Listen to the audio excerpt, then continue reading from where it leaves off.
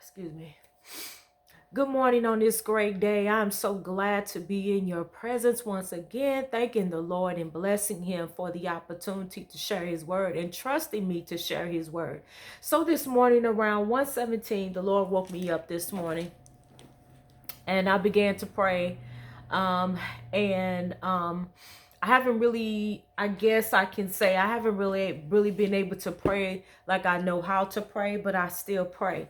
And so I find that God will allow us to go through certain phases of our life, and as long as we're communicating, and keeping that passage between ourselves and the Lord open, that's okay. And I'm learning that if you have a relationship with God, it doesn't matter. You go through sequence of events that you feel like your prayer life is stronger, whatever it is. I think all prayer is important, and all prayer is powerful.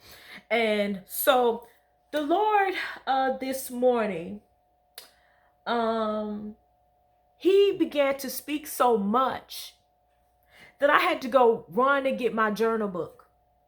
So I felt him like overshadow me this morning, and I felt a spirit of worship, gratefulness, thankfulness. Um, and it kind of took me by surprise. I know God is always going to show up. I know what He can do, as I always tell Him. But sometimes, when you kind of just used to and accustomed to going through things, and being in a certain situation, that even when you are surprised with something, it doesn't throw you out your element. It just surprises you, right? So anyway, God told me, He said to me, He said, "Surely I have seen thine affliction," said the Lord. And He said, "I will restore unto you the years that the cankerworm, the palmer worm, and the locust have eaten up." That is in Joel 2:25 through 27. And it says as thus: "I will restore to you the years that the locust hath eaten, the cankerworm and the caterpillar and the palmer worm, my great army which I have sent among you. And ye shall eat in plenty and be satisfied, and praise the name of the Lord your God that hath dealt wondrously with you. And my people shall never be ashamed. And ye shall know that I am in the midst of Israel, and that I am the Lord your God, and none else, and my people shall never be ashamed." Isn't it wonderful how God would allow you to go through something where you feel like your situation will never change? Even a time when you can remember when you were even the good of the land, when you had everything you wanted, or you had everything that you worked so hard for, and then all of a sudden the enemy comes in like a whirlwind and eats it up. But don't you know, and don't we know, that God can restore, and He promised to restore. God told me this morning that He made a declaration to me that He promised to restore.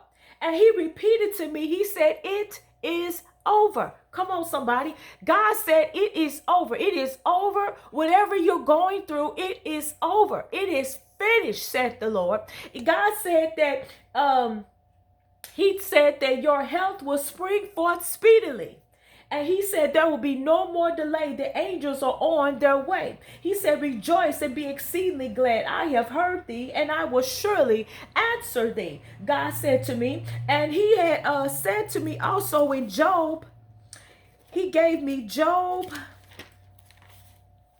42:12 and 13. And it says, after all that what Job has gone through, everything that Job has gone through, in Job 42 verses 12 and 13, and it says, "And the Lord blessed the latter end of Job more than his beginning, for he had 14,000 sheep and 6,000 camels and 1,000 yoke of oxen and 1,000 she asses.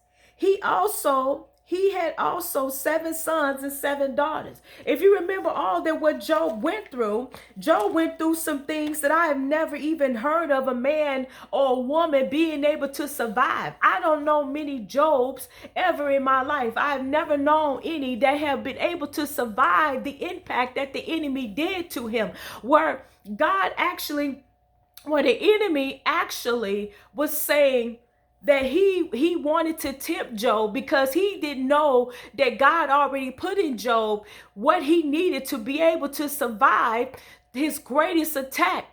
And do you know, it wasn't that Job did anything wrong. In fact, it was for the glory of God. Why Job went through what he went through. Come on, somebody. Job went through what he went through so you and I can read the story now in 2023 that if Job made it, you can make it too. But nevertheless, you don't even have to concern yourself with that. Whatever you are going through, whatever you are facing, God said it's over. I literally was praising God up in here. Come on, somebody. How would you feel if God would tell you something like that? Like ear to ear, mouth to mouth would tell you that your trial is over, that the thing that has been bothering you, plaguing you is over. Come on, somebody. You ought to be excited about it. Come on.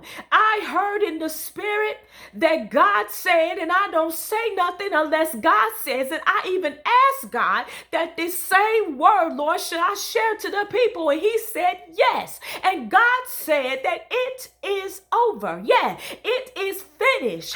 He's already fought your battle. He says that he's already there at your finish line. Come on, somebody. And God is about to deliver. And let me tell you something else. So I'm sitting up in here praising God. It was like 1:17. I didn't get to my bed till around 3 something. Don't even remember. I think it was 3:05. I was laying in my bed trying not to wake up my husband, and I'm laying there and I hear in the spirit. I literally heard an angel land in my bedroom on the side of my bed, and I looked up. And to make sure it was God, I started rebuking the devil. Yeah, you got to make sure, because the enemy will come as an angel of light. I had to rebuke the devil, but I knew, Koshata, I knew that God was letting me know, as he has said in his word to me, I am sending my angels to deliver Hakoshaba, to deliver an answer to you. And I believe that word. And I believe that when he allowed me to get that word, because I'm telling you, I was ready to get on this morning. But I wasn't physically looking right, so I didn't want to get on this morning. But I am telling you, as a woman of God, that your trials are over, that the thing that has been bothering you, the thing that you have been having before the Lord is over. The only reason why it has not happened the way it was supposed to happen in the season it was supposed to. Remember, we were talking about how God was clearing the forecast and how to clear out the warfare of the enemy and clear out the things so you can be able to walk into your new without distraction, without hindrance, without the enemy trying to taint it or bother, so you can enjoy the blessing. I am here to tell you that that's what's going on, that the angels have been released and have been given permission by God, because really, we don't wrestle against flesh and blood or principalities. We're not intimidated by the enemy and his hindrances, because we know that God has all power. So we know that if we have gone through it, we know that if it has been in our path, that it is working for our good. Because if God has all power, if he is divine in his own right, we don't have to apologize for what God is going to do. Come on, somebody. We don't have to sit back and be sad about anything. Because one thing I told God, I said, Lord, it don't matter how I feel. God, I've seen you do it before, and I know you're going to do it now. Lord, I know you are no respecter of persons, and I know you love me. You are not forsaking me. And do you know, I kept just, if I could get, listen, I've been reading Job like a mad woman, just reading Job. And I remember the only thing, God was just giving me songs.